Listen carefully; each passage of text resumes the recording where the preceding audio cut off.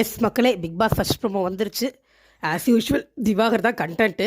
ஆனால் ப்ரொமோ கீழே ஒரு சில திவாகருக்கு ஃபயர் விட்டுட்டு பார்த்தா என்னையா நீங்கள்லாம் அப்படிங்கிற மாதிரி தான் இருக்குது.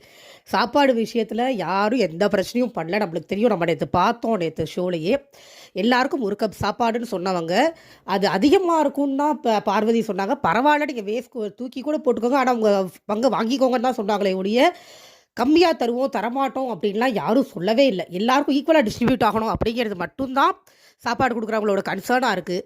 சும்மா இப்போ சேனல் ப்ராடக்ட்னாலே தப்பாக தான் இருக்கணும், வெளியிலே தந்தவங்கனாலே கரெக்டாக தான் இருக்கணும்னு ஒரு மித்தை வச்சுக்கிட்டு மகள் பேசுகிற மாதிரி தான் எனக்கு இருக்குது. திவாகர் பண்ணுறதுல என்ன நியாயம் இருக்குது? தேவையில்லாமல் ஒரு சண்டை சாப்பாட்டில் போட்டுட்ருக்காரு. கொடுக்குற சாப்பாடு அளவுக்கு அதிகமாக எல்லாருக்கும் கரெக்டாக பத்திர மாதிரி தான் கொடுக்குறாங்க. சொல்லப்போனால் கொஞ்சம் அதிகமாக தான் கொடுக்குறாங்க. சாப்பிட்டுட்டு போகிறத விட்டுட்டு இது பார்வதி கிளப்பி விட்டதாக தான் இருக்கணும்னு நம்மளுக்கு தோணுது. பார்க்கலாம், நம்ம அதை லைவில் வரும்போது பார்த்தா தான் தெரியும், இல்லை எபிசோடில் பார்த்தா தான் தெரியும். தேவையில்லாமல் அவர் விடுற வார்த்தை நல்லாவே இல்லை. ஆள் பார்த்து சாப்பாடு போடுறாங்க அப்படிங்கிறது ரொம்ப தப்பு. ஆள் பார்த்து சாப்பாடு யார் போடுறா? அவர் அதிகமாக எடுத்துக்கங்கன்னு தான் நேற்று சொன்னாரே ஒழிய கம்மியாக எடுத்துக்கங்கன்னு சொல்லவே இல்லை. அப்படிங்கும்போது அந்த வார்த்தை ரொம்ப தவறு இல்லை. ஆள் பார்த்து சாப்பாடு போடுறாங்கன்னு சொல்கிற வார்த்தை. இதில் 7 பேர் சாப்பிட வேற இல்லை போல் இருக்கு. அவர் சபரி கண்டபடி கத்துறாரு, சாப்பிடவே இல்லை, இப்போ சாப்பிடட்டுமா வேண்டாமா, நீ இப்போ பிரச்சனை பண்ணிகிட்டு இருக்க அப்படின்னு. திவாகர் இதுதான், இவர் தான், இது நம்மளுக்கு தெரியும். இதுக்கு எதுக்கு தேவையில்லாமல் இவருக்கு ஒரு ஹைப்பை கிரியேட் பண்ணுறாங்க மக்கள்னு எனக்கு புரியல. சீரியஸ்லி, திவாகர் மாதிரி ஒரு ஆளுக்கெலாம் ஏதோ ஒரு கண்டென்ட் கொடுக்குறாரு, ஜாலியாக இருக்கலாம், ஹைப் கொடுக்காதீங்க மக்களே.